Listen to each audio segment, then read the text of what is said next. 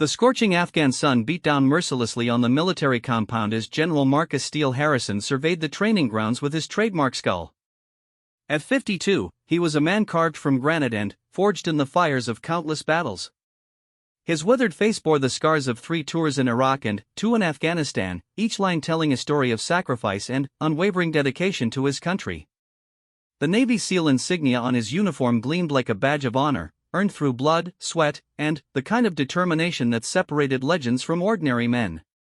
Harrison had built his reputation on discipline, precision, and an unwavering belief that excellence was not negotiable. Under his command, SEAL Team 7 had become the most feared and respected unit in the special operations community. His methods were harsh, some said brutal, but they produced results. In a world where a single mistake could mean death for an entire squad, Harrison believed that breaking his soldiers in training would forge them into unbreakable weapons in the field. The morning briefing had left him in a particularly foul mood. Intelligence reports suggested increased insurgent activity in the region, and higher command was pressuring him to accelerate training schedules. The last thing he needed was dealing with what he perceived as political correctness infiltrating his ranks. When word had come down that they were receiving a new transfer, a female soldier assigned to support operations, Harrison had made his displeasure known to anyone within earshot. "This is a battlefield, not a damn social experiment," he had growled to his aide-de-camp, Lieutenant Colonel James Hawk Peterson. Peterson, a 20-year veteran himself, had learned long ago when to speak and when to simply nod. This was definitely a nodding moment. As Harrison strode across the compound, his boots creating small dust clouds with each purposeful step, he caught sight of the newest addition to his base. She stood near the communications trailer, apparently reviewing some paperwork. Even from a distance, something about her posture irritated him. There was a casualness to her stance, a relaxed confidence that he interpreted as disrespect for military bearing. Staff Sergeant Elena Ghost Vasquez was, in fact, reviewing more than simple paperwork. The documents in her hands contained classified intelligence reports that would have made most military personnel's blood run cold. At 28, she possessed a resume that read like something from a thriller novel, though very few people in the world had clearance to know even a fraction of it. Her official record listed her as a communications specialist with previous deployments in Eastern Europe. The reality was far more complex and infinitely more dangerous. Elena had been recruited into the Defense Intelligence Agency's most secretive division at the age of 19, fresh out of advanced infantry training where she had quietly broken several records while maintaining a deliberately unremarkable public profile. Her handlers had recognized something special in the young woman from East Los Angeles, a combination of razor-sharp intellect, emotional control under pressure, and a natural aptitude for what the intelligence community euphemistically called direct action. Over the past 9 years, Elena had operated in 17 different countries under cover identities ranging from aid worker to arms dealer. She spoke 6 languages fluently and could blend into almost any environment with chameleon-like adaptability. Her specialty was deep cover infiltration of terrorist networks and hostile intelligence services.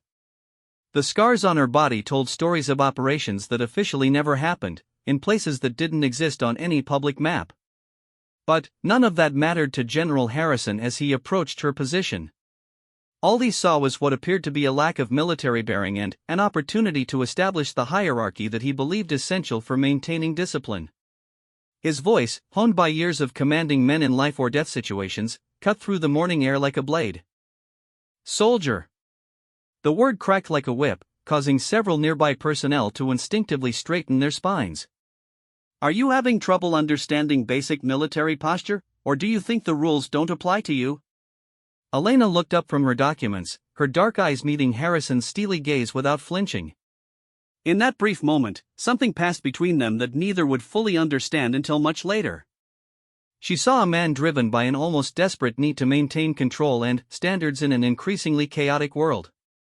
He saw what he interpreted as insubordination masked by apparent calm. "Sir, I was reviewing operational briefings as ordered," Elena replied, her voice steady and professional. She had dealt with difficult commanding officers before, though admittedly none with Harrison's particular combination of legendary status and volcanic temperament. "I didn't ask what you were doing, soldier. I asked why you were doing it with the bearing of a civilian tourist instead of a member of the United States military. Harrison stepped closer, his voice dropping to the low, dangerous tone that had made hardened veterans break into nervous sweats. In my command, we maintain military discipline at all times. Not when it's convenient. Not when we feel like it. At all times.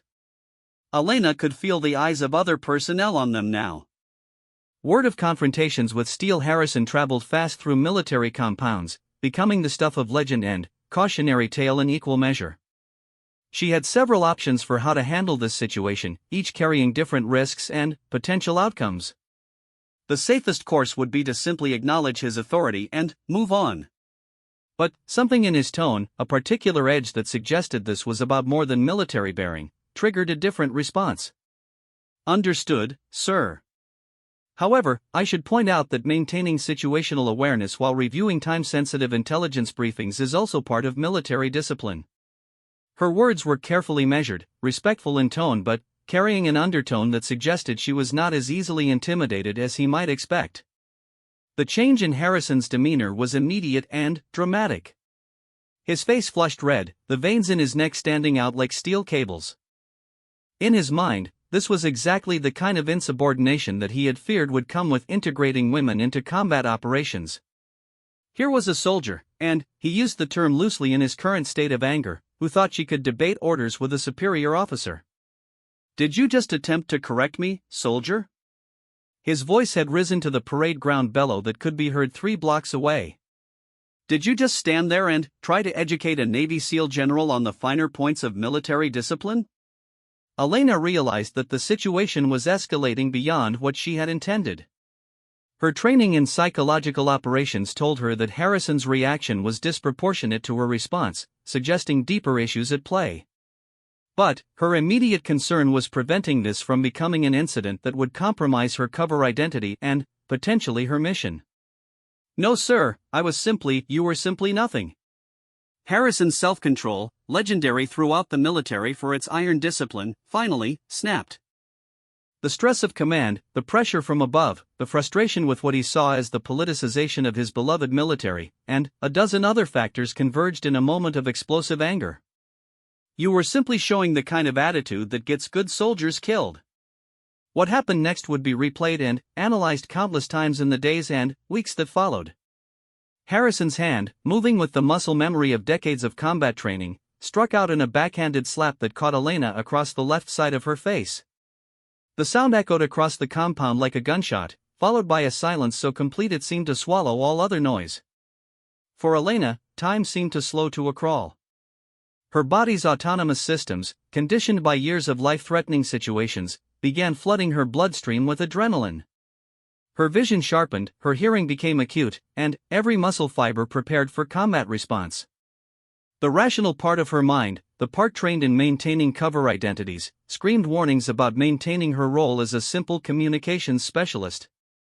But deeper instincts carved into her DNA through hundreds of hours of the most advanced combat training the American military had to offer, began to surface. Her right hand, which had been holding the intelligence briefing documents, released them. The papers scattered in the desert wind as her body shifted into a combat stance that no communications specialist should have known.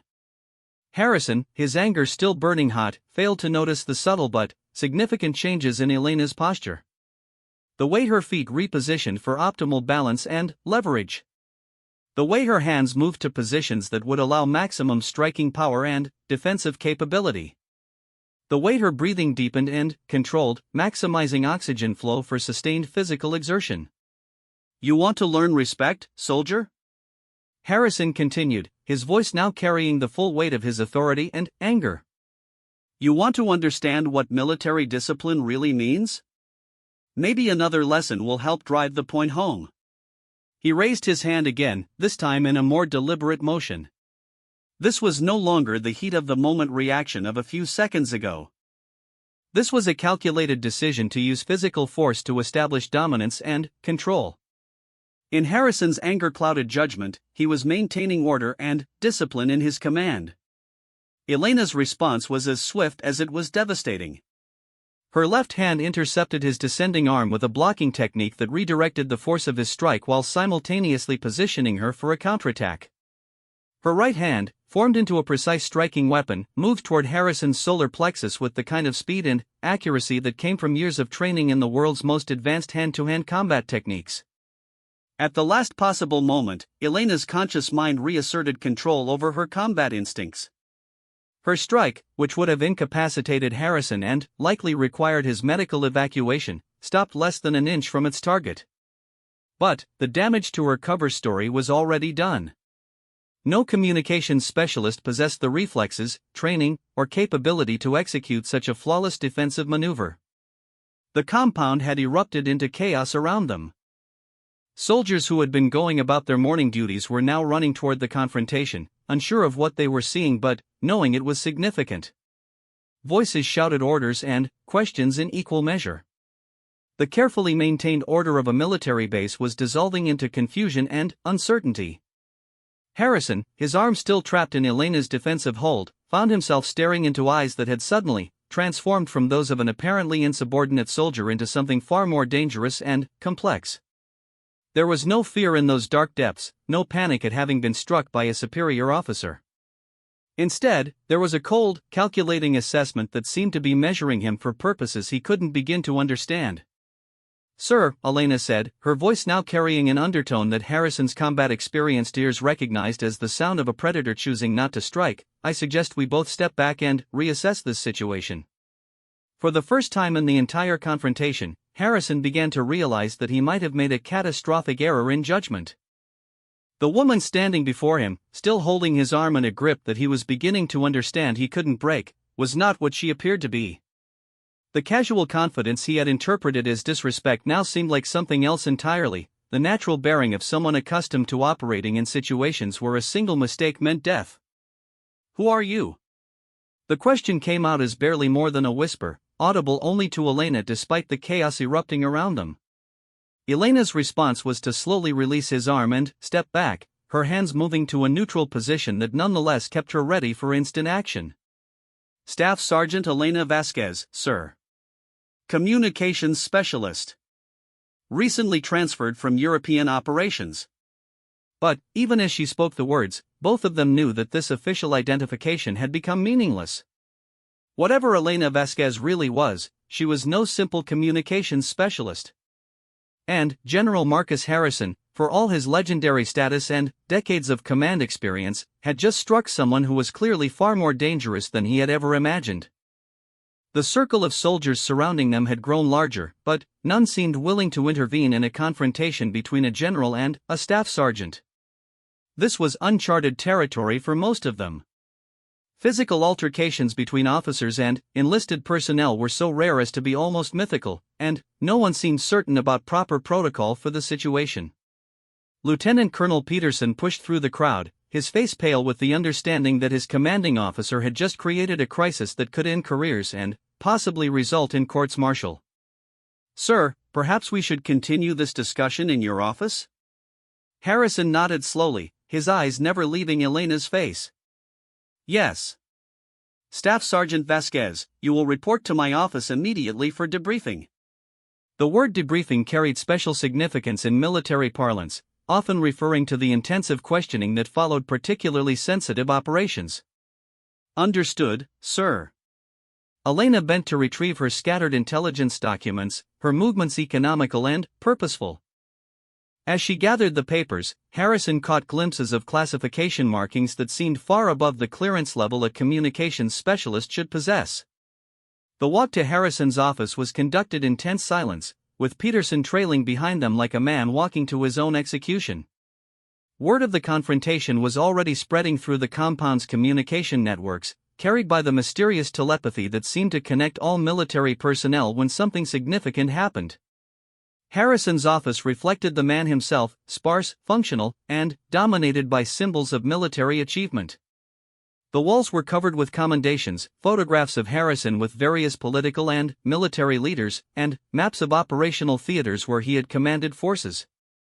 His desk was precisely organized, every item in its designated place, much like the man himself had been before this morning's encounter had shattered his carefully maintained control. Elena entered the office and assumed the position of attention, her bearing now flawlessly military. But Harrison had seen enough to know that this perfect military posture was as much a performance as anything else. The question was what lay beneath the performance, and why someone with her apparent capabilities was operating under a cover identity in his command.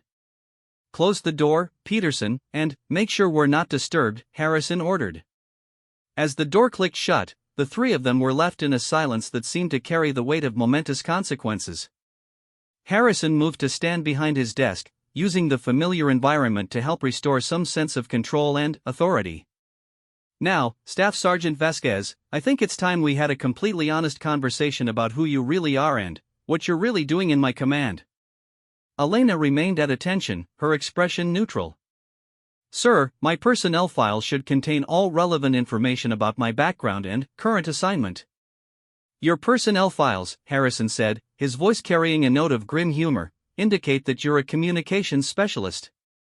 But communications specialists don't possess the kind of combat training you just demonstrated. So either there's been a massive oversight in your training records, or you're not what your files claim you are." The moment stretched between them, filled with unspoken implications and dangerous possibilities. Peterson stood near the door, understanding that he was witnessing something that could reshape his understanding of military operations and chain of command protocols. Elena made a decision that would alter the trajectory of all their lives. "Sir, I am operating under directives that supersede normal chain of command protocols. My actual assignment and background are classified at levels that require specific authorization to discuss." Harrison felt a chill run down his spine. In his 28 years of military service, he had encountered classified operations before, but never one that had been placed in his command without his knowledge. "Are you telling me that someone placed an intelligence operative in my unit without informing me?" "I'm telling you, sir, that some operations exist on a need-to-know basis, and, until 5 minutes ago, it was determined that you didn't need to know." Elena's words were carefully chosen, revealing just enough to explain her capabilities without compromising operational security. The implications hit Harrison like a physical blow. Not only had he just struck a subordinate, he had struck an intelligence operative whose true mission he didn't understand. The potential consequences ranged from career-ending to catastrophic, depending on what Elena's real assignment involved and who her actual commanding officers were. "Peterson," Harrison said without taking his eyes off Elena, "I want you to place a secure call to General Morrison at CENTCOM. Tell him we have a situation that requires immediate consultation regarding classified personnel assignments." "Yes, sir," Peterson replied, though his voice carried the uncertainty of a man who wasn't sure he understood the full scope of what was happening. As Peterson moved to make the call, Harrison and Elena continued their silent assessment of each other.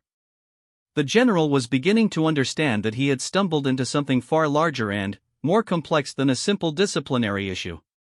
The woman standing before him represented unknown variables in what he had thought was his clearly defined command structure.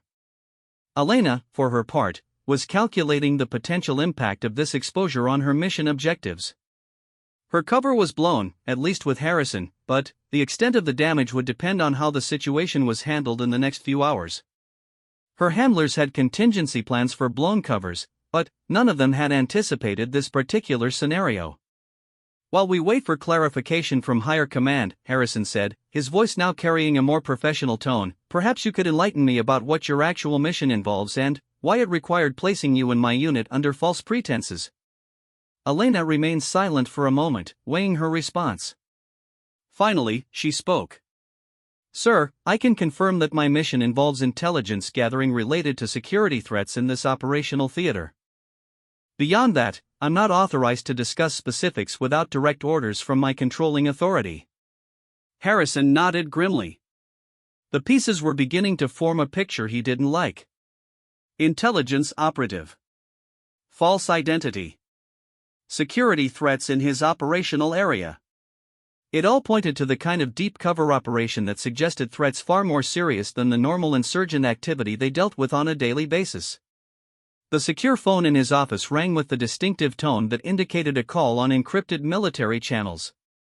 Peterson answered it, spoke briefly in low tones, then held out the handset to Harrison. "Sir, General Morrison wants to speak with you immediately." Harrison took the phone, his expression grim. Whatever was about to unfold, he knew that this conversation would determine not just his career, but, potentially, the safety of every person under his command. As the general began speaking into the secure phone, Elena maintained her position at attention, but her mind was racing through contingency plans and damage assessments. The carefully constructed mission that had brought her to this remote compound was now in jeopardy, and the consequences extended far beyond her own safety or career. Outside the office, the normal sounds of military life continued: vehicles moving, personnel conducting training, the rhythmic cadence of marching formations. But, inside this small room, 3 people were grappling with the realization that nothing would ever be quite the same again. The strike that had lasted only seconds had set in motion a chain of events that would test loyalties, challenge assumptions, and ultimately reveal truths that had been carefully hidden in the shadows of classified operations and national security. General Harrison had thought he was dealing with an insubordinate soldier. Instead, he had just discovered that his command had become the stage for something far more dangerous and complex than he had ever imagined. The secure line crackled with the weight of encrypted communication as General Morrison's voice filled Harrison's office. Even through the digital scrambling, the tension was unmistakable. Harrison had served under Morrison for 6 years and had never heard quite this combination of anger, concern, and something that sounded disturbingly like fear in his superior's voice. "Harrison, what in God's name happened down there?" Morrison's words cut straight to the heart of the matter. "I have 3 different intelligence agencies breathing down my neck, and they're all asking questions I apparently don't have clearance to answer about one of your personnel." Harrison felt his stomach drop. 3 agencies. That meant this situation extended far beyond normal military channels into the shadowy world of national intelligence operations. He glanced at Elena, who remained standing at attention, her expression giving away nothing of what she might be thinking or feeling about this turn of events. "Sir, I had a disciplinary incident with Staff Sergeant Vasquez this morning. During the course of that incident, it became apparent that her personnel files may not accurately reflect her actual training and capabilities." Harrison chose his words carefully, knowing that even on secure channels, certain details were better discussed in person. There was a long pause on the other end of the line. Harrison could hear muffled voices in the background, as if Morrison was consulting with others who were monitoring the conversation. When Morrison spoke again, his tone had shifted from anger to something closer to resignation. "Marcus, I'm going to put you on hold while I conference in some people who apparently know more about your personnel roster than I do." The line went silent except for the soft hum of the encryption system. Peterson stood near the door, his face pale with the growing understanding that they were dealing with something far outside normal military protocols. 20 years of service had taught him to recognize the signs of operations that existed in the gray areas between official policy and national necessity. This had all the hallmarks of one of those situations. Elena broke her silence for the first time since the phone call began. "Sir, with your permission, I should probably contact my handlers and inform them of the current situation. This conversation is likely being monitored by multiple parties, and they need to know that operational security has been compromised." Harrison looked at her with new eyes. The casual mention of handlers confirmed what he was beginning to suspect. Elena Vasquez wasn't just an intelligence operative, she was deep cover black ops. The kind of agent who operated in the spaces between countries, in missions that officially didn't exist, targeting threats that were never discussed in public forums. "Before you contact anyone," Harrison said, "I want to understand exactly what kind of operation I've been unknowingly hosting. And I want to know what threats you're investigating that required placing you in my command without my knowledge." Elena's response was interrupted by the secure line coming back to life. Morrison's voice was now accompanied by another voice that Harrison didn't recognize, crisp, professional, and carrying the kind of authority that suggested very high-level clearances. "General Harrison, this is Deputy Director Sarah Chen from the Defense Intelligence Agency. I understand you've had some interaction with one of our assets this morning." The woman's voice was calm, but Harrison detected undertones that suggested this conversation was being very carefully managed. "Ma'am, if by interaction you mean discovering that someone placed an operative in my command without informing me, then, yes, we've had interaction." Harrison's anger was beginning to reassert itself as the full implications of the situation became clear. "General, I'm going to be direct with you because the situation requires it. Staff Sergeant Vasquez is operating under National Security Directive 51-7, which authorizes deep cover placement of intelligence assets in support of critical national security operations. Her mission status is classified at the highest levels, and her presence in your command was determined necessary for reasons I cannot discuss on this channel." Harrison felt his world shift slightly off its axis. National Security Directive 51-7 was something he had heard whispered about in the highest echelons of military command, the authorization for intelligence operations that superseded normal chain of command structures in the interest of national security. If Elena was operating under that directive, it meant threats serious enough to warrant the kind of resources and authorization reserved for the most critical situations. "Ma'am, with all due respect, someone should have informed me that my command was being used as cover for classified operations. The safety and effectiveness of my unit depends on my complete understanding of all personnel and their actual capabilities." Under normal circumstances, General, I would agree completely. However, the nature of Sergeant Vasquez's mission required absolute operational security. Her cover identity had to be convincing to all levels of military command, including yours, in order to maintain the integrity of her assignment. Elena spoke for the first time since the call had expanded to include Deputy Director Chen. "Ma'am, operational security has been compromised. General Harrison is aware of my actual status, and Lieutenant Colonel Peterson was present during the revelation. I recommend immediate implementation of Contingency Protocol 7. Harrison had no idea what Contingency Protocol 7 involved, but Chen's sharp intake of breath suggested it was significant. Sergeant, describe the exact circumstances of the compromise. Elena's response was clinical and precise. During a disciplinary confrontation, General Harrison struck me. I responded with defensive maneuvers that revealed training inconsistent with my cover identity. General Harrison immediately recognized the discrepancy and began questioning my actual status and mission. The silence on the secure line stretched for nearly 30 seconds. Harrison could imagine the rapid consultations taking place on the other end, as intelligence officials scrambled to assess the implications of a blown cover and determine appropriate responses. Morrison's voice cut through the silence. "Marcus, did you strike a member of your command?" The question hung in the air like an unexploded bomb. Harrison knew that his answer would determine not just his career trajectory, but potentially his freedom. Striking a subordinate was a serious offense under the Uniform Code of Military Justice.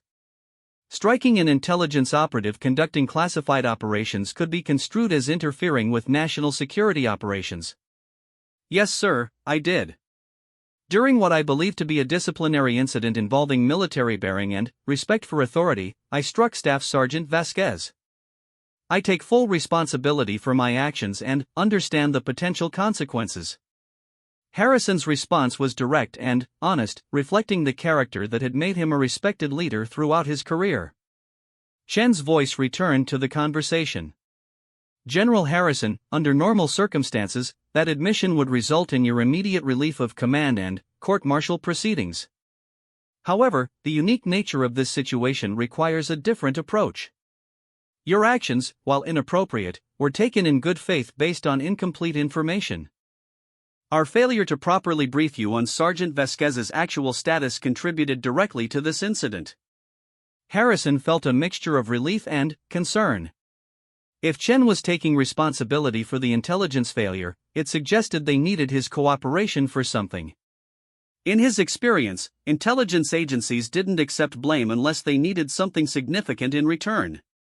"What exactly are you asking of me, Deputy Director?" "General, the mission that brought Sergeant Vasquez to your command is ongoing and critical to national security. The compromise of her cover identity has created significant complications, but the operation cannot be aborted. We need your cooperation to develop new operational parameters that will allow the mission to continue while maintaining the security of your command." Elena stepped forward slightly, a movement that suggested she wanted to contribute to the conversation. Harrison nodded his permission. Sir, ma'am, if I may suggest, the compromise might actually create new operational opportunities. General Harrison's command has an excellent reputation for operational security and mission success. Rather than trying to maintain a false cover identity, we might consider bringing General Harrison into the operation at an appropriate clearance level. Harrison felt his pulse quicken.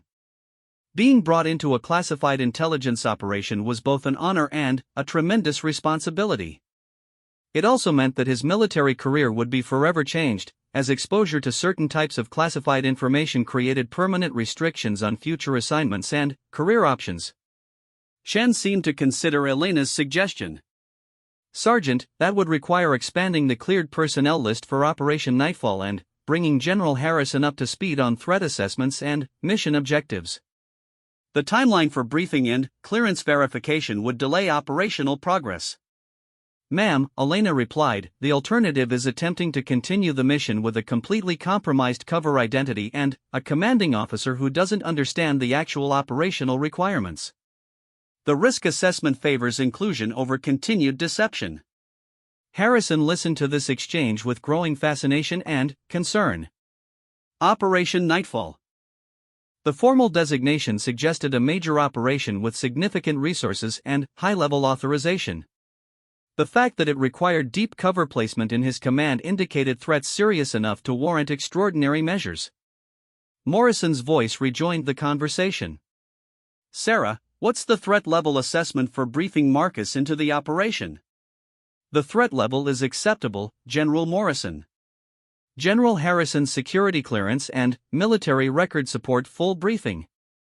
However, once briefed, he becomes a permanent part of the operation with all the associated restrictions and responsibilities. Harrison understood the implication. Once he knew the full scope of Operation Nightfall, there would be no going back to his previous role as a simple military commander. He would become part of the intelligence community's most classified operations, with all the benefits and burdens that entailed. General Harrison, Chen continued, I need a decision from you. Are you willing to accept expanded classification status and operational responsibility in exchange for full briefing on the mission currently being conducted within your command? The question represented a crossroads in Harrison's military career. He could maintain his current position and accept that his command would continue to host operations he didn't fully understand, or he could step into a larger world of classified operations and expanded responsibility. Harrison looked at Elena, studying her face for any indication of what she thought he should decide. Her expression remained neutral, but he caught something in her eyes, a slight nod, barely perceptible, that suggested she believed he could handle whatever Operation Nightfall involved. Deputy Director, I accept expanded classification status and operational responsibility. My primary concern is the safety and effectiveness of my command, and I cannot properly ensure either without complete understanding of all operations being conducted in my area of responsibility. Understood, General. We'll begin immediate arrangements for your security clearance upgrade and operational briefing. However, I need to stress that this conversation and everything that follows is classified at levels that carry severe criminal penalties for unauthorized disclosure. Understood, ma'am. Chen's tone shifted slightly, becoming more businesslike. Excellent. General Morrison will need to coordinate briefing schedules and establish new communication protocols. General Harrison, you'll receive a full operational briefing within 48 hours, but I can provide some immediate context. Harrison felt his tension increase. Whatever he was about to learn had required such extraordinary security measures that an intelligence operative had been placed in his command under false identity. General, Operation Nightfall was initiated in response to intelligence indicating coordinated terrorist planning involving multiple international networks. The target appears to be a major attack on American military assets in this operational theater, with potential implications for regional stability and American strategic interests. The words hit Harrison like a physical blow. A major terrorist attack on American military assets. In his operational theater. That meant his command, his personnel, and potentially hundreds or thousands of American lives were at risk from threats he hadn't even known existed. Ma'am, can you provide any details about the nature of the threat or the timeline for potential action? General, detailed briefings will follow, but I can tell you that we have intelligence suggesting coordinated planning involving chemical weapons, significant financial resources, and international support networks. The attack planning appears to be in advanced stages, which is why Sergeant Vasquez was placed in your command to gather intelligence on potential targets and operational vulnerabilities. Harrison's mind raced through the implications. Chemical weapons.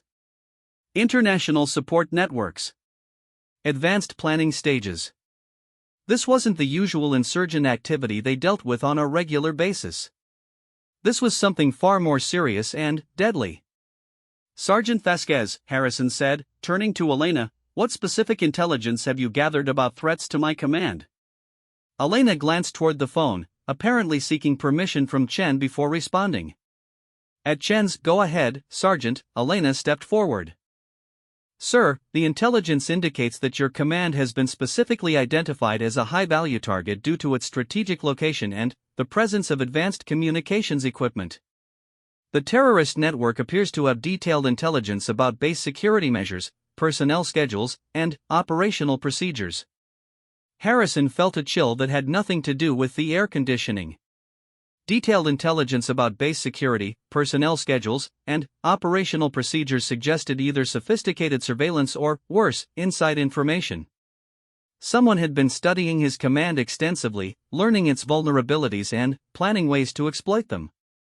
Are you suggesting we have a security breach or internal threat? Sir, that's one of the possibilities we're investigating.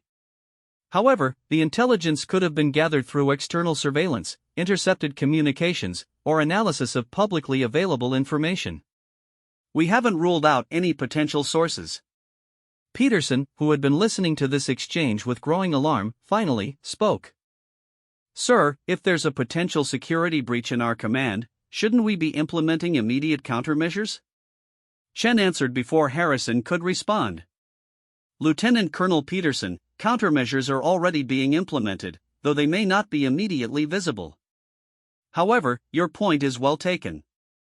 General Harrison, as part of bringing you into Operation Nightfall, will need to establish new security protocols for your command that address the specific threats we've identified. Harrison felt the weight of command responsibility settling more heavily on his shoulders. Not only was he responsible for the normal operational requirements of his unit, but now he was learning that his command was a specific target of a major terrorist operation involving chemical weapons and international networks. Deputy Director, what's my immediate operational authority regarding base security and personnel management? General, you maintain full command authority over your unit, but all security modifications and personnel changes will need to be coordinated with Operation Nightfall requirements. Sergeant Vasquez will serve as your liaison with the intelligence team, operating under her actual authority rather than her previous cover identity. Harrison looked at Elena with new understanding. She wasn't just an intelligence operative who had been placed in his command. She was now his direct connection to a classified operation that could determine the survival of everyone under his command. Sergeant Vasquez, what's your actual rank and operational authority? Elena's answer surprised him. Sir, my actual rank is Major, and I hold operational authority equivalent to a Lieutenant Colonel for matters related to Operation Nightfall. However, maintaining the Staff Sergeant cover identity may still be necessary for certain operational requirements. Major. Harrison realized he had been treating a major like an insubordinate staff sergeant, and that his disciplinary actions had been directed at an officer who outranked most of his command staff. The situation was becoming more complex and potentially embarrassing with each revelation.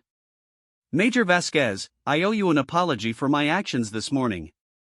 My behavior was inappropriate regardless of your actual rank, but the circumstances make it even more inexcusable. Elena's response surprised him again. Sir, no apology is necessary.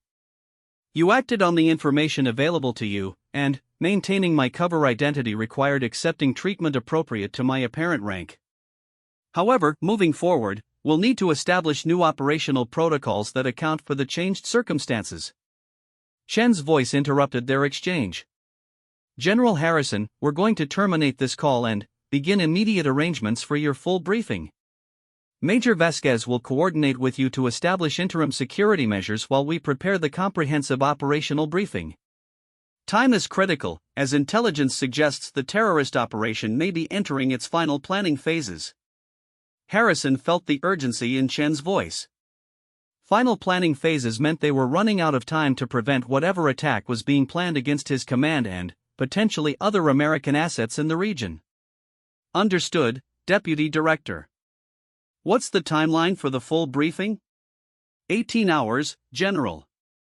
A briefing team will arrive at your location tomorrow morning to provide complete operational details and establish new command protocols. Until then, Major Vasquez will brief you on immediate security concerns and recommended countermeasures. The secure line went dead, leaving Harrison, Elena, and Peterson alone in the office that had suddenly become the center of a classified operation none of them had known existed 6 hours ago. Harrison sat down heavily in his chair, the full weight of the morning's revelations settling over him. Major Vasquez, I think we need to start this entire relationship over from the beginning. Elena smiled for the first time since he had met her, and Harrison realized that the expression completely transformed her face. The neutral, professional mask she had worn as Staff Sergeant Vasquez was replaced by the confident bearing of an experienced intelligence officer. I think that would be advisable, sir. There's quite a bit we need to discuss, and most of it is going to change how you view your command and its mission. Outside the office, the sounds of normal military life continued, but inside this small room, 3 people were beginning to grapple with the reality that their world had become far more dangerous and complex than any of them had imagined when they woke up that morning. The next 18 hours had passed in a blur of preparation and nervous energy that Harrison hadn't experienced since his first combat deployment 23 years ago. Sleep had been elusive, coming in fitful fragments punctuated by concerns about threats he still didn't fully understand and the realization that his entire command structure was about to be fundamentally altered. Elena had spent the previous evening briefing him on immediate security concerns, and her revelations had been both illuminating and deeply troubling. The terrorist network they were tracking had demonstrated sophisticated intelligence-gathering capabilities, detailed knowledge of American military procedures, and access to resources that suggested state sponsorship or support from well-funded criminal organizations. General, Elena had explained during their late-night security briefing, the intelligence we've gathered indicates that this isn't a typical insurgent operation. The planning is too sophisticated, the resources too extensive, and the target selection too strategic. We're dealing with professionals who understand military vulnerabilities and have the means to exploit them. Now, as Harrison waited in the secure conference room that had been hastily established in his headquarters building, he reflected on how much his understanding of his own command had changed in less than 24 hours. The soldiers he passed in the corridors looked the same, went about their duties with the same professionalism and dedication he had always admired, but now he saw them with the knowledge that they were all potential targets of an operation designed to kill as many of them as possible. The briefing team had arrived exactly on schedule, transported by a nondescript military transport that could have been carrying routine supplies or personnel transfers. But Harrison's experienced eye had noted the additional security measures, the carefully controlled access procedures, and the subtle indicators that this was anything but routine military business. Deputy Director Chen had arrived with a team of 4 specialists, each carrying equipment cases and files that spoke of extensive preparation and high-level authorization. The secure conference room had been swept for electronic surveillance devices, and additional communication equipment had been installed to ensure that all briefing materials remained within controlled channels. Elena sat at the conference table, no longer maintaining the posture and bearing of Staff Sergeant Vasquez. Her transformation into Major Vasquez was complete, and Harrison found himself impressed by how naturally she had assumed her actual authority and professional bearing. Peterson sat beside him, cleared for the briefing by virtue of his position as Harrison's aide-de-camp and his security clearance level. General Harrison, Chen began, her voice carrying the weight of imminent revelation, what you're about to learn represents 18 months of intelligence gathering by multiple agencies across 4 continents. The operation we're briefing today, Operation Nightfall, is the culmination of that intelligence and represents our best opportunity to prevent what could be one of the most devastating terrorist attacks ever attempted against American military assets. She activated a digital display system that filled the conference room's main screen with a map of the Middle East, with Harrison's base location highlighted in red. Additional markers appeared across the region, indicating other American military installations, allied facilities, and strategic infrastructure. The threat we're facing involves a coalition of terrorist networks that has been operating under the designation Black Crescent for the past 2 years. Unlike traditional terrorist organizations that focus on symbolic targets or civilian casualties, Black Crescent has concentrated exclusively on military targets with the specific goal of degrading American operational capability in this theater. Harrison studied the map, noting the concentration of markers around his area of operations. Ma'am, are you saying that my command is the primary target, or one of multiple targets? General, the intelligence indicates that your installation is the primary target, but the operation appears to involve coordinated attacks on multiple facilities designed to create maximum operational disruption and strategic impact. One of Chen's specialists, introduced as Dr. Marcus Webb from the Defense Intelligence Agency's Technical Analysis Division, stepped forward to continue the briefing. General, the technical aspects of the planned attack are what make this threat particularly serious. Our intelligence indicates that Black Crescent has acquired military-grade chemical weapons, specifically VX nerve agent, in quantities sufficient for large-scale deployment. Harrison felt his blood run cold. VX nerve agent was one of the most lethal chemical weapons ever developed, capable of killing in minutes through skin contact or inhalation. A successful deployment at his base would result in casualties numbering in the hundreds or thousands, depending on the delivery method and atmospheric conditions. Dr. Webb, what intelligence do we have about the planned delivery method for these chemical weapons? Sir, that's where the threat becomes even more concerning. The intelligence suggests multiple delivery methods designed to ensure success even if some are detected or interdicted. We have evidence of plans for aerosol deployment through the base's ventilation systems, contamination of the water supply, and direct deployment through artillery or mortar attacks. Elena leaned forward to add her perspective.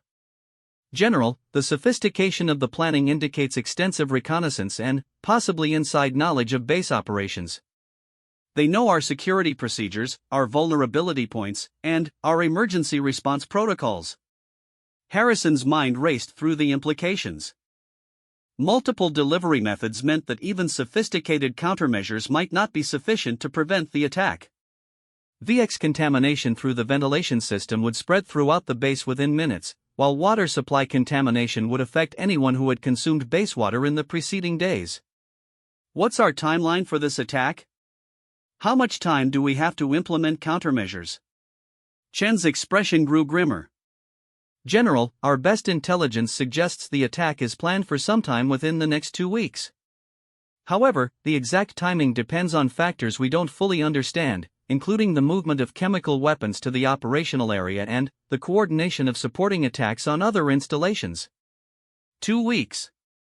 Harrison realized that in 14 days or less, everyone under his command could be dead unless they successfully identified and neutralized a threat that had been developing for 2 years while remaining completely undetected by normal intelligence channels. Deputy Director, what countermeasures are available to us, and what operational authority do I have to implement base security modifications? General, you have complete authority to implement any security measures you deem necessary, with the understanding that some modifications may need to be coordinated with ongoing intelligence operations. Dr. Webb will brief you on available countermeasures, but I want to emphasize that the most effective defense may be disrupting the operation before it reaches the execution phase. Dr. Webb activated another display screen, this one showing technical specifications for chemical detection equipment, protective systems, and emergency response protocols. General, we can provide immediate deployment of advanced chemical detection systems that will identify VX contamination within seconds of release. However, the warning time may not be sufficient for complete evacuation or protection of all personnel. Harrison studied the technical specifications, his military mind automatically calculating response times, evacuation procedures, and survival probabilities. Even with the most advanced detection systems, a successful VX attack would result in significant casualties before effective countermeasures could be implemented. Dr. Webb, what about offensive options?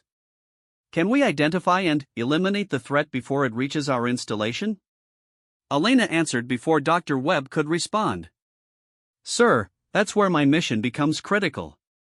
The intelligence gathering I've been conducting is designed to identify the specific operational cells responsible for this attack, their staging areas, and their planned infiltration routes. Disrupting their operation requires precise intelligence about their location and timing. Major Vasquez, what intelligence have you gathered about the operational cells? Elena's response revealed the scope and complexity of the investigation she had been conducting under her cover identity. Sir, I've identified at least 3 separate cells operating in this region, each responsible for different aspects of the overall operation. One cell appears to be handling chemical weapons acquisition and preparation.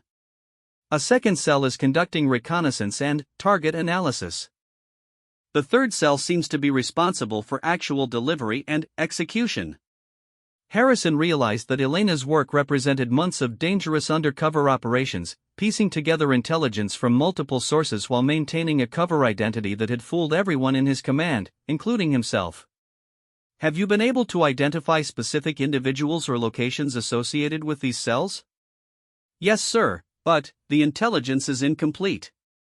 The cells operate with sophisticated operational security, using code names, encrypted communications, and frequently changing meeting locations. However, I've identified several key figures and at least 2 locations that appear to be critical to their operations. Chen stepped back into the conversation.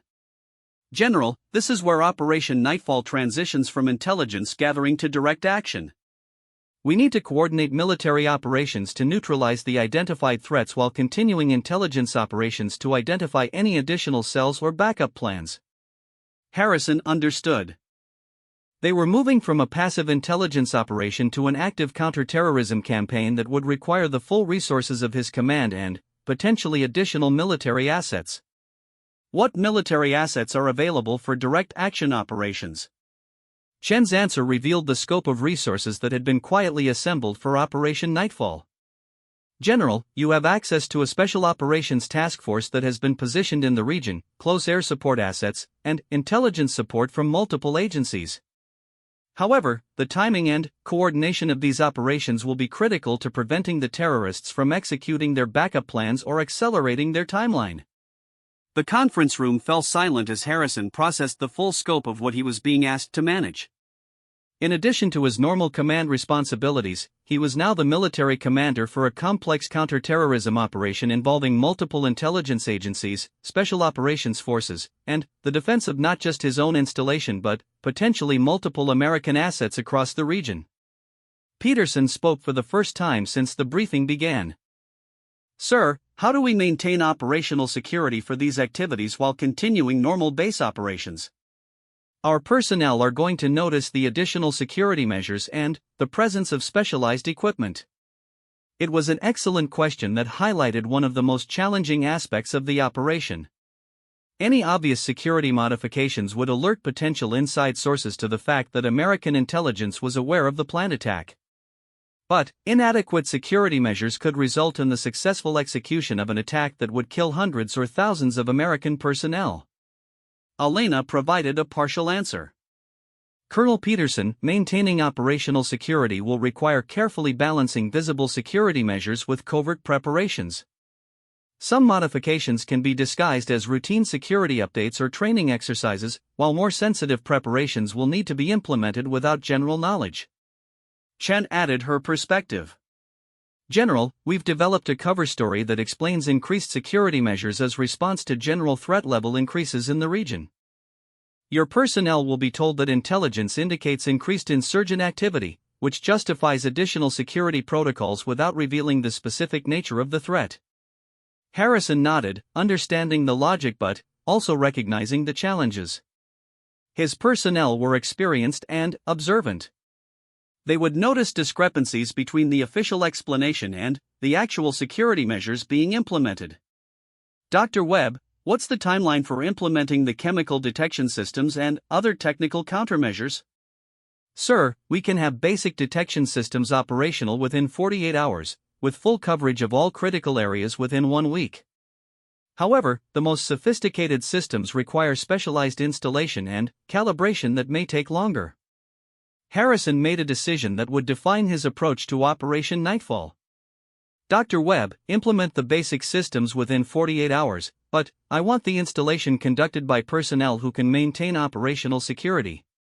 Major Vasquez, I want detailed briefings on the identified terrorist cells and potential targets for direct action operations. Deputy Director Chen, I need to understand the command structure for coordinating military operations with intelligence activities. Chen smiled slightly, apparently approving of Harrison's direct approach. General, you'll be the operational commander for all military activities related to Operation Nightfall. Major Vasquez will serve as your intelligence liaison, and you'll have direct communication channels to the Special Operations Task Force and supporting assets. The briefing continued for another 3 hours, covering operational details, communication protocols, and contingency plans that revealed the extraordinary scope of preparation that had gone into Operation Nightfall. By the time it concluded, Harrison had a comprehensive understanding of both the threats facing his command and the resources available to address them. But he also understood that the next 2 weeks would test his leadership abilities in ways that his previous 28 years of military service had not prepared him for. The decisions he made and the operations he authorized would determine not just the survival of his personnel, but potentially the success or failure of American strategic objectives in the entire region. As the briefing team packed their equipment and prepared to depart, leaving behind only the materials and communication equipment that Harrison would need for ongoing operations, Elena remained behind for final coordination. General, she said once they were alone with Peterson, I want you to understand that the success of this operation depends on close coordination between military and intelligence activities. The terrorists we're dealing with are professionals who will adapt quickly to any security measures or operational changes they detect. Harrison nodded, recognizing both the challenge and the opportunity that Elena's presence represented. Major, I'm going to be direct with you. Yesterday, I thought you were an insubordinate soldier who needed to be taught respect for military authority. Today, I discover that you're an experienced intelligence officer conducting operations critical to the survival of my command. I need to know that we can work together effectively despite yesterday's incident. Elena's answer revealed something of the person behind the operational professional. Sir, I've been conducting undercover operations for 9 years. I've been shot at, threatened, betrayed, and nearly killed more times than I can count. Being struck by a commanding officer who was acting on incomplete information doesn't even rank in my top 100 worst experiences. What matters now is whether we can prevent a terrorist attack that would make yesterday's incident irrelevant. Harrison found himself respecting not just Elena's professional capabilities, but her perspective on the relative importance of personal grievances versus operational necessities. Major, you have my complete support and cooperation. What do you need from me to continue your intelligence operations? Sir, I need freedom to operate both on and off base as required by intelligence leads, immediate access to you when time-sensitive information develops, and support for cover stories that may require modification of normal base procedures. Done. Peterson, Major Vasquez is to have immediate access to me at any time, day or night. Any resource requests from her are to be treated as priority requirements unless they conflict with specific operational security concerns. Peterson nodded his understanding, though Harrison could see the questions in his aide's expression about the practical challenges of supporting an intelligence operation while maintaining normal command functions. Sir, Peterson said carefully, should I brief the senior staff on Major Vasquez's actual status and mission requirements? Elena answered before Harrison could respond. Colonel Peterson, the briefing should be limited to information necessary for operational support. Senior staff should know that I'm conducting classified operations that require coordination with command, but they don't need to know specific details about the threat or countermeasures. Harrison approved of Elena's approach. Information distribution on a need-to-know basis would maintain operational security while providing his staff with enough information to support her requirements effectively. Major Vasquez, when do your intelligence operations resume? Sir, they never stopped. While we've been conducting this briefing, I've been receiving intelligence updates from assets in the field. The terrorist cells are continuing their preparations, and we're tracking several developments that may indicate acceleration of their timeline. The casual mention of ongoing intelligence operations and field assets reminded Harrison that Elena was managing a complex intelligence network while simultaneously serving as his liaison to Operation Nightfall Command Authority. What developments are you tracking? Elena's expression grew serious. Sir, intercepts suggest that the chemical weapons may have already been moved into the operational area, which would advance their timeline significantly. We're also tracking increased communications between the identified cells, which could indicate final coordination activities. Harrison felt the urgency of the situation crystallize into immediate operational requirements. If the chemical weapons were already in the area and the terrorist cells were conducting final coordination, the attack could happen within days rather than weeks. Major, what's our most immediate priority for preventing this attack? Elena's answer defined the next phase of Operation Nightfall. Sir, we need to identify the exact location of the chemical weapons and the specific timing of the planned attack. That intelligence will determine whether we can intercept the weapons before deployment or whether we need to focus on base defense and personnel protection. Harrison understood that the next few days would determine whether Operation Nightfall succeeded in preventing a devastating attack or whether his command would face the most serious threat in its operational history. Either way, his role as a traditional military commander had evolved into something far more complex and dangerous than anything he had previously experienced. The intelligence breakthrough came at 0347 hours, delivered through encrypted channels that crackled with urgency and the weight of imminent action. Harrison had been awake for 36 hours straight, sustained by adrenaline, coffee, and the grim understanding that sleep was a luxury his command could not afford while chemical weapons were somewhere in the operational area, moving toward targets that remained unknown. Elena burst into the command center with the focused energy of a hunter who had finally found the trail. Her usual composed demeanor carried an edge of excitement that told Harrison the intelligence was significant before she spoke a single word. "General, we have them," she said, her voice cutting through the quiet efficiency of the overnight command staff. 3 hours ago, our surveillance team intercepted communications that identified the primary staging area for the chemical weapons. They're holding the VX containers in an abandoned warehouse complex 12 kilometers southwest of the base. Harrison felt his pulse accelerate as the operational picture suddenly shifted from defensive preparation to offensive action. After days of preparing for an attack they couldn't predict or prevent, they now had the opportunity to eliminate the threat before it reached his personnel. Major, what's the reliability of this intelligence? Elena activated the wall-mounted display system, bringing up satellite imagery of the warehouse complex. The images, captured by high-resolution surveillance assets, showed a cluster of buildings surrounded by desert terrain that provided both concealment and multiple escape routes. Sir, the intelligence comes from 3 independent sources. Electronic intercepts identified the location, human intelligence assets confirmed movement of suspicious materials to the site, and thermal imaging detected unusual heat signatures consistent with personnel and equipment activity in buildings that should be abandoned. Harrison studied the satellite images with the eye of a combat veteran who had planned hundreds of military operations. The warehouse complex was isolated enough to provide concealment for terrorist operations, but accessible by multiple routes that would complicate any military response. The buildings were large enough to hide significant amounts of equipment and personnel, while the surrounding terrain offered defensive advantages for anyone trying to hold the position. Peterson appeared beside him, carrying updated intelligence reports and communication transcripts that had been streaming into the command center throughout the night. Sir, we're also receiving reports of increased vehicle movement in the area around the warehouse complex. Satellite tracking has identified at least 6 different vehicles that have visited the site in the past 24 hours. Elena nodded her confirmation. Colonel Peterson is correct. The increased activity suggests they're in the final phases of operational preparation.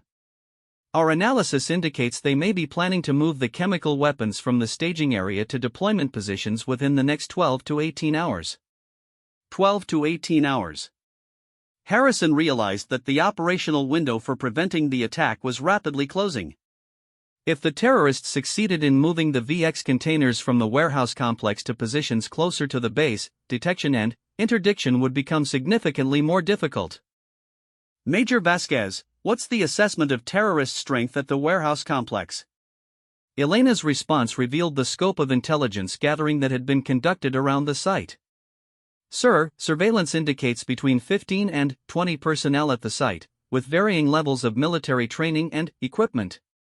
However, the operational analysis suggests that these may be support personnel rather than the primary operational team responsible for the actual attack.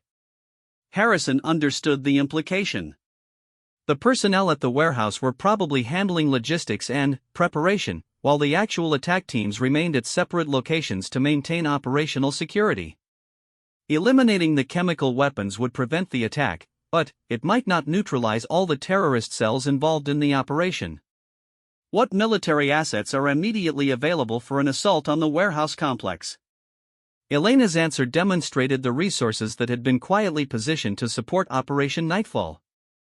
Sir, we have a 12-man special operations team positioned 8 kilometers from the target, close air support assets on standby, and intelligence support for real-time operational coordination. However, the assault timing will be critical to preventing the terrorists from destroying evidence or escaping with portions of the chemical weapons. Harrison felt the familiar sensation of operational planning crystallizing into immediate action requirements. The elements were in place for a successful military operation, but the complexity of coordinating multiple assets while maintaining operational security would test every aspect of his command abilities. Major, I want detailed briefings on the Special Operations Team capabilities, air support options, and contingency plans for various engagement scenarios. Peterson, coordinate with base security to implement heightened alert status without creating obvious operational preparations that might alert potential intelligence sources. The next 6 hours transformed the command center into the nerve center of a complex military operation that required precise coordination between intelligence assets, special operations forces, and conventional military support. Harrison found himself managing operational details that extended far beyond his normal command responsibilities, coordinating with agencies and assets that operated in the shadowy world of classified operations. The Special Operations Team leader, identified only as Major Reaper Davidson, joined the operational planning through secure video conference. His weathered face and intense eyes spoke of extensive combat experience in environments where failure meant death for entire teams. General Harrison, Davidson said, his voice carrying the distinctive tone of someone accustomed to speaking in situations where every word carried life or death implications, my team is prepared for immediate assault on the warehouse complex.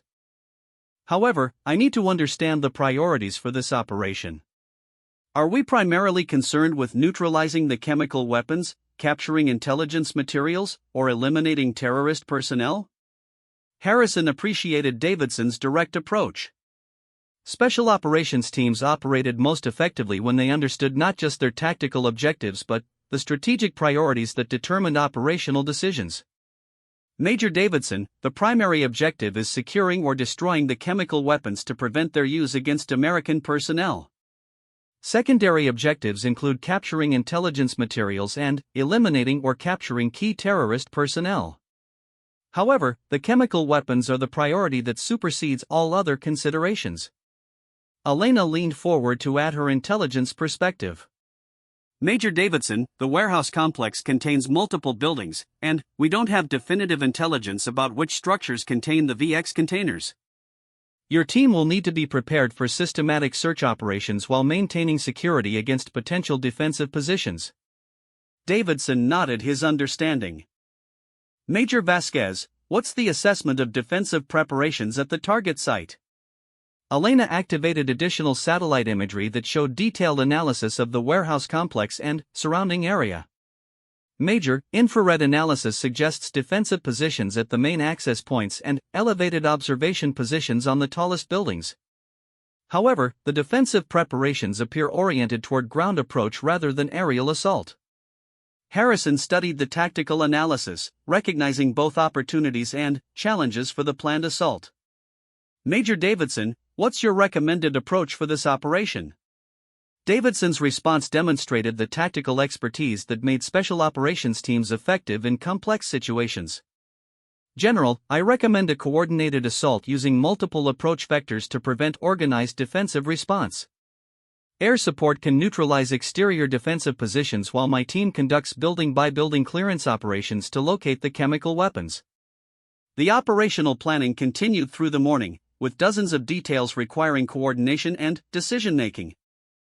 Communication protocols were established to ensure real-time coordination between the assault team and command center.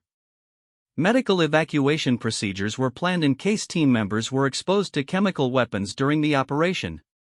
Intelligence assets were positioned to monitor terrorist communications and identify any indication that the operation had been detected or compromised. By noon, Harrison found himself reviewing final operational orders for what could be the most significant military action of his career.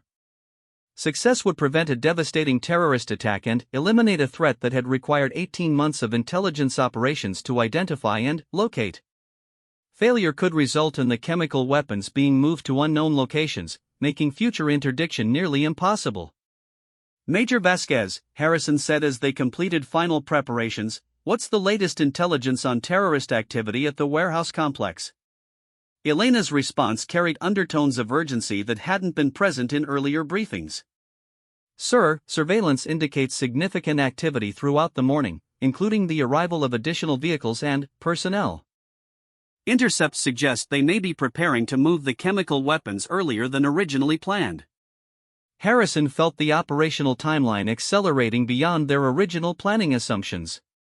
If the terrorists were preparing to move the VX containers ahead of schedule, the window for successful interdiction was closing rapidly. "Major Davidson, can your team accelerate the operational timeline if necessary?" Davidson's response was immediate and confident. "General, my team can execute the assault operation within 1 hour of receiving final authorization. However, accelerating the timeline may require modifications to air support coordination and intelligence coverage." Elena spoke before Harrison could respond. "Sir, I recommend immediate execution. The intelligence indicates this may be our only opportunity to intercept the chemical weapons at a known location. If they succeed in moving the VX containers, we may not be able to identify their new location in time to prevent the attack on the base." Harrison understood that the decision point had arrived.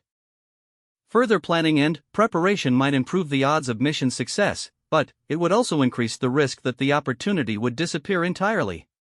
In his experience, military operations required a balance between thorough preparation and decisive action when circumstances demanded immediate response. "Major Davidson, you are authorized to execute the assault operation immediately." Priority objectives remain as briefed: secure or destroy the chemical weapons, capture intelligence materials, eliminate or capture terrorist personnel.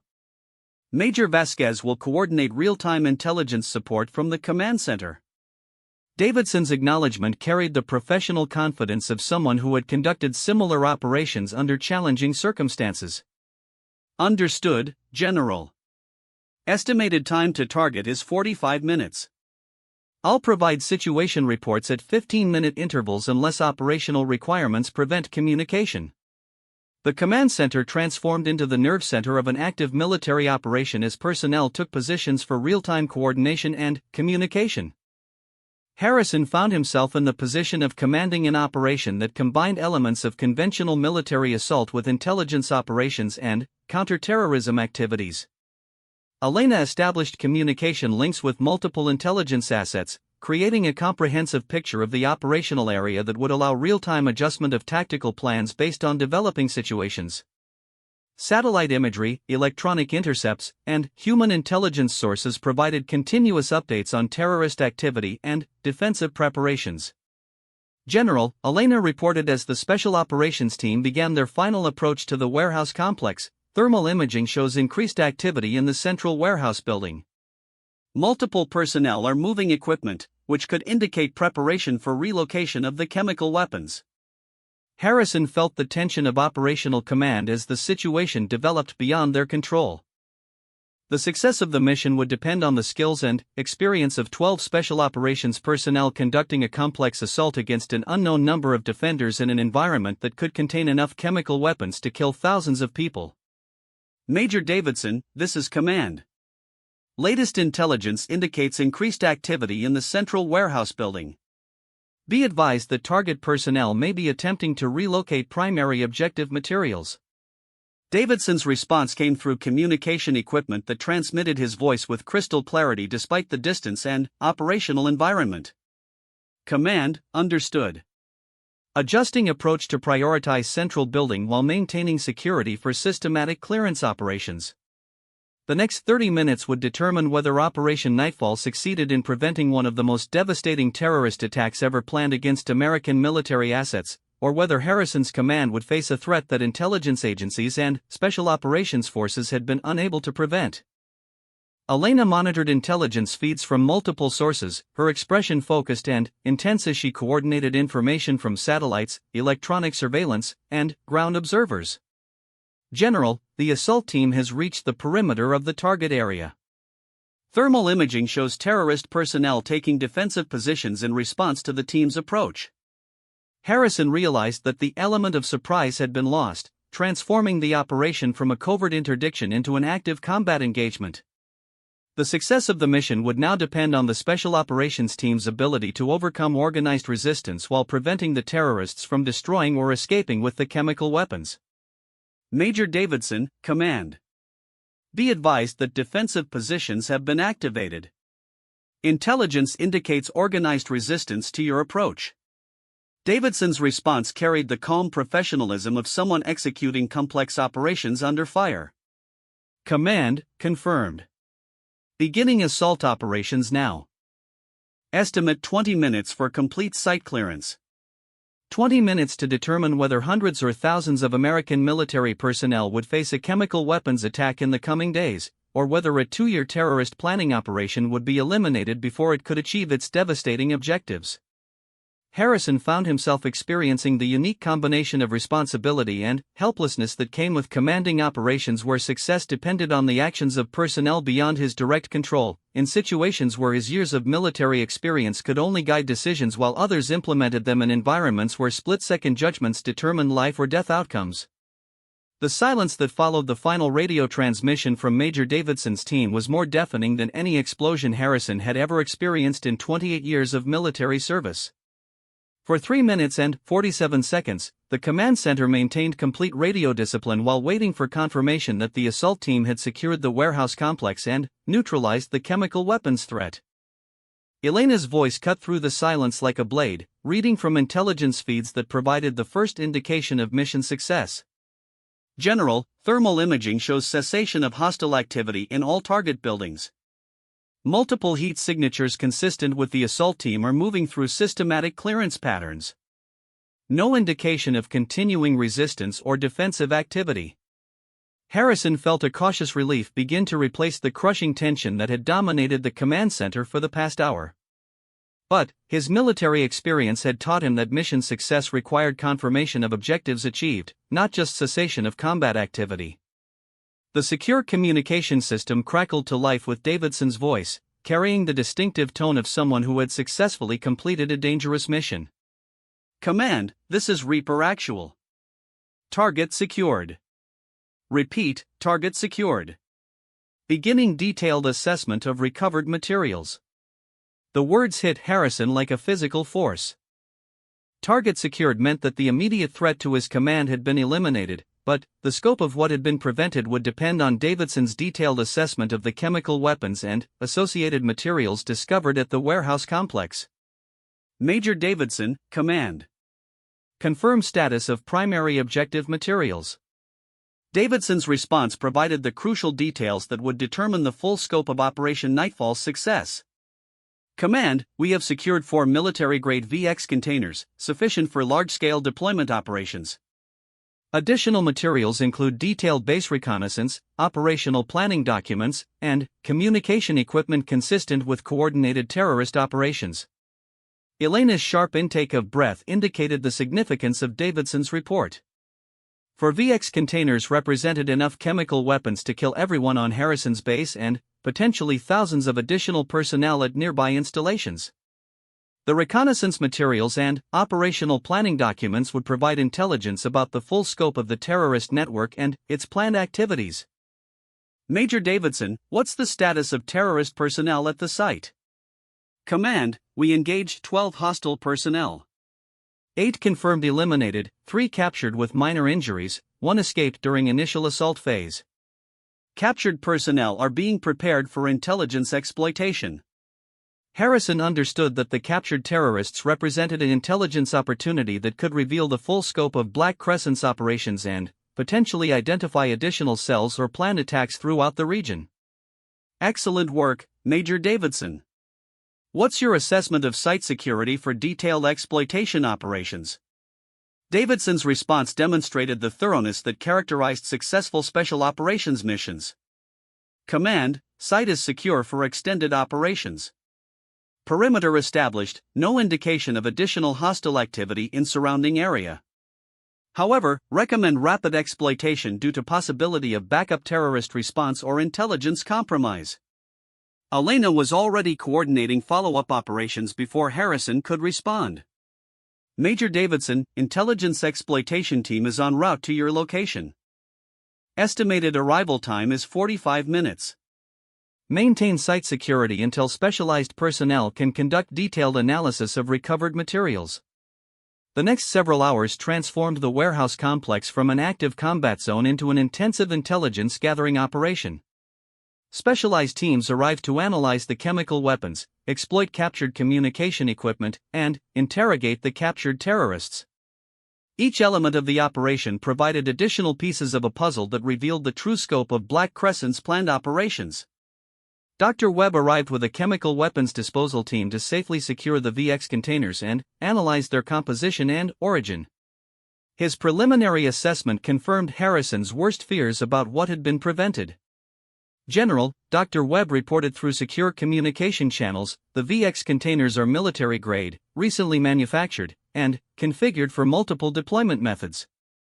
The terrorists had prepared aerosol dispensers for ventilation system deployment, liquid containers for water supply contamination, and artillery shells for direct delivery. A successful attack using these materials would have resulted in casualties numbering in the thousands. Harrison felt the full weight of what his personnel had unknowingly been facing. Military-grade VX in multiple deployment configurations represented a level of threat that would have overwhelmed any defensive measures his base could have implemented. Only the successful interdiction of the chemical weapons had prevented a catastrophic loss of life. Elena's intelligence exploitation teams were simultaneously uncovering the broader scope of Black Crescent's operations through analysis of captured documents and communication equipment. Her updates revealed connections and planned activities that extended far beyond Harrison's base. General, preliminary analysis of captured materials indicates coordinated planning for attacks on 7 different American installations across the region. Your base was designated as the primary target, but the operation included secondary attacks designed to prevent effective response and evacuation procedures. The revelation hit Harrison like a physical blow. 7 installations. Thousands of American military personnel had been targeted for coordinated chemical weapons attacks that would have represented one of the most devastating terrorist successes in history. Major Vasquez, what's the timeline for completing exploitation of captured intelligence materials? Elena's response indicated the scope and complexity of what they had uncovered. Sir, initial analysis will require 12 hours for critical information. Complete exploitation may require several days. However, we're already identifying time-sensitive intelligence about other Black Crescent operations that require immediate action. Harrison realized that Operation Nightfall was evolving from a defensive operation to prevent an attack on his base into an offensive intelligence operation to dismantle an entire terrorist network. The success of the warehouse complex assault had provided the intelligence necessary to identify and eliminate additional threats throughout the region. Major Vasquez, what immediate actions are required to exploit this intelligence advantage? Elena's answer revealed operational opportunities that extended the mission far beyond its original scope. Sir, captured communication equipment has provided access to Black Crescent's operational network.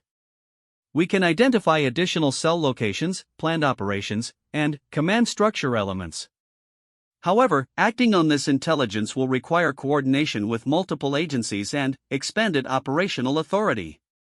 Harrison understood that the decisions he made in the next few hours would determine whether Operation Nightfall concluded with the successful prevention of an attack on his base, or expanded into a comprehensive operation to eliminate Black Crescent's capabilities throughout the region. Deputy Director Chen's voice joined the secure communication network, indicating that higher authorities were monitoring the developing situation. General Harrison, congratulations on the successful interdiction of the chemical weapons threat. However, the intelligence your operation has developed creates opportunities for expanded operations against the broader Black Crescent network. Harrison had anticipated this development.